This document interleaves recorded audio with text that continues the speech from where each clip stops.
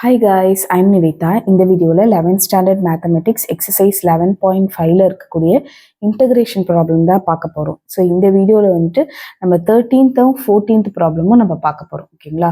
So ரொம்ப ஈஸியான problem தான். 13th ப்ராப்ளமில் என்ன கொடுத்துருக்காங்க அப்படின்னா e பவர் எக்ஸ் லாக் ஏ இ பவர் எக்ஸ் அப்படின்னு கொடுத்துருக்காங்க. ஸோ இது எப்படி சால்வ் பண்ணுறதுனா, முதல்ல என்ன பண்ணுங்க, எக்ஸை வந்துட்டு ஏவோட பவருக்கு கொண்டு போயிடுங்க. இப்போ e power lock power a power X அப்படின்னு வரும், இன்டூ இ பவர் எக்ஸ்ன்னு வந்திருக்கும். இப்போ ஈயும் லாகும் உங்களுக்கு கேன்சல் ஆகிடும். அப்போ உங்களுக்கு என்ன மட்டும்தான் இருக்கும் அப்படின்னா A power X into E power எக்ஸ்ன்னு இருக்கும். So A power X into E power எக்ஸை நம்ம A E to the whole power எக்ஸ்ன்னு எழுதிடலாம். ஓகேவா? A E to the whole power எக்ஸ்ன்னு எழுதிடலாம். ஸோ இப்போ நீங்கள் இதை இன்டகிரேட் பண்ண சொல்லியிருக்காங்க உங்களுக்கு. ஓகே, ஸோ அப்போ நம்ம இதை இன்டகிரேட் பண்ணுறதுக்கு பதிலாக நம்ம சிம்பிளிஃபை பண்ண இந்த வேல்யூ எடுத்து வச்சுருக்கோம் இல்லையா, இதை இன்டகிரேட் பண்ணாலே போதும். கரெக்டு தானே? Okay, fine. Next a power எக்ஸை இன்டகிரேட் பண்ணிங்கன்னா ஏ பவர் எக்ஸ் லாக் ஏன்னு நமக்கு ஒரு ஃபார்முலா இருக்குது. ஓகே, ஸோ அதுபடி போடும்போது இந்த வேல்யூவில் ஏஇன்னு இருக்குது. இதை ஃபுல்லாகவே ஏன்னு கன்சிடர் பண்ணிங்கன்னா உங்களுக்கு என்ன ஆகும்? E to the whole power of x divided by log e plus c அப்படின்னு வந்திருக்கும். புரியுதா? ஏ பவர் எக்ஸ்ன்னு இருந்துச்சுன்னா இந்த இடத்துல e to the whole power x divided by log e plus c அப்படின்னு வந்திருக்கும். So this is your answer. ஓகேவா? நெக்ஸ்ட் ப்ராப்ளம் என்ன கொடுத்துருக்காங்க அப்படின்னு பார்த்தீங்கன்னா, உங்களுக்கு 3x + 4 into root of 3x + 7 கொடுத்துருக்காங்க. இப்போ நம்ம வந்துட்டு நம்ம எக்ஸாம்பிளே பார்த்தோம் இந்த மாதிரி ஒரு ப்ராப்ளம். இந்த ரூட்டுக்குள்ள உங்களுக்கு வந்து 3x + 7 இருக்கு. அதே மாதிரி இங்கேயும் நம்ம 3x + 7 வர மாதிரி நம்ம எடுத்துட்டு வந்தா நமக்கு இன்னுமே ஈஸியா இருக்கும்.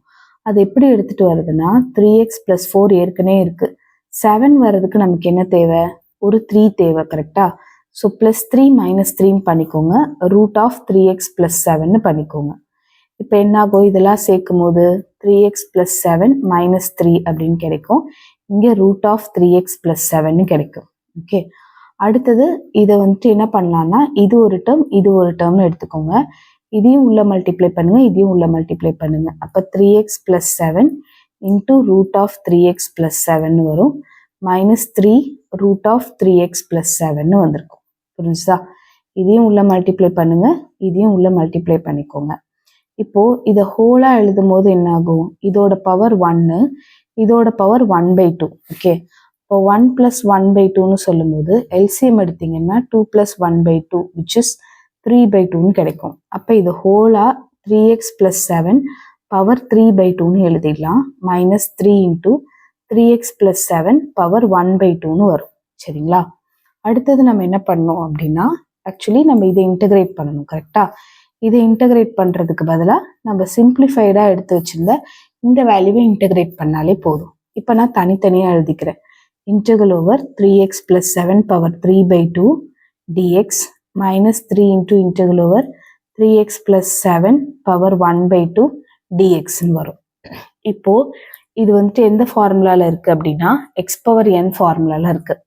இப்போ x⁴n இன்டகிரேட் பண்ணிங்கன்னா என்ன வரும்? x⁴n + 1/n + 1 வரும்.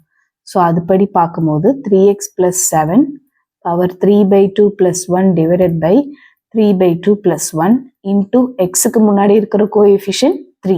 ஸோ அதை இன்டூ 1/3ன்னு எழுதிக்கோங்க.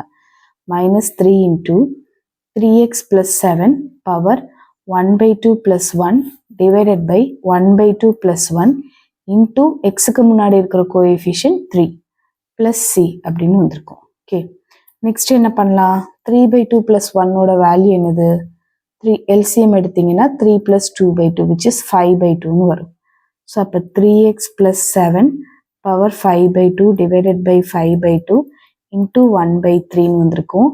-3 இன்டூ 3x + 7 1/2 + 1ஓட வேல்யூ என்னது?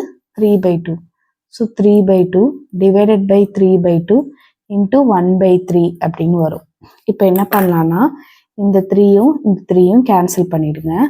நெக்ஸ்ட்டு இது கொஞ்சம் சிம்பிளிஃபை பண்ணணும், அவ்வளோதான். ஸோ இதை நம்ம வந்துட்டு நம்ம நியூமரேட்டருக்கு எடுத்துகிட்டு போனீங்க அப்படின்னு வச்சுக்கோங்களேன், உங்களுக்கு என்ன வரும்னா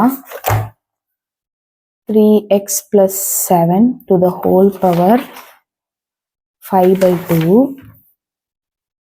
into 3x plus 7 power 5/2 முன்னாடி வந்துட்டு இன்ட்டு என்ன வரும் 5/2 ரெசிப்ரோகேட் பண்ணிங்கன்னா 2/5 அப்படின்னு வந்திருக்கும். அடுத்தது இந்த இடத்துல 3ன்றது இருக்கு. ஸோ டினாமினேட்டரில் இன்ட்டு 1/3 அப்படின்னு வரும். ஓகேவா? அடுத்தது என்னது மைனஸ் 2/3. இந்த 3/2 வந்து நான் ரெசிப்ரோகேட் பண்ணேன்னா 2/3.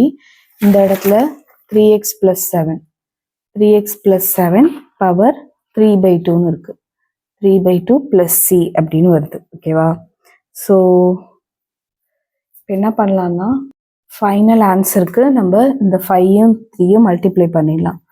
2/15 3x plus 7 power 5/2 minus 2/3 into 3x plus 7 power 3/2 plus c அப்படின்னு வந்திருக்கும். ஓகே, இதுதான் உங்களோட answer. Thank you so much for வாட்சிங். இந்த வீடியோ பிடிச்சிருந்ததுன்னா மறக்காமல் ஒரு லைக் பண்ணுங்கள், ஷேர் பண்ணுங்கள், சப்ஸ்கிரைப் டு மை சேனல். உங்கள் ஃப்ரெண்ட்ஸ்க்கும் உங்கள் ஃப்ரெண்ட்ஸோட குரூப்க்கும் ஷேர் பண்ணுங்கள். எனக்கு ரொம்ப பெரிய ஹெல்ப்பாக இருக்கும். ஏதாவது கமெண்ட் இருந்ததுன்னா கமெண்ட்டில் சொல்லுங்கள். உங்களோட ஒவ்வொரு கமெண்ட்டும் எனக்கு ரொம்ப ரொம்ப ரொம்ப important. Thank you so much for வாட்சிங்.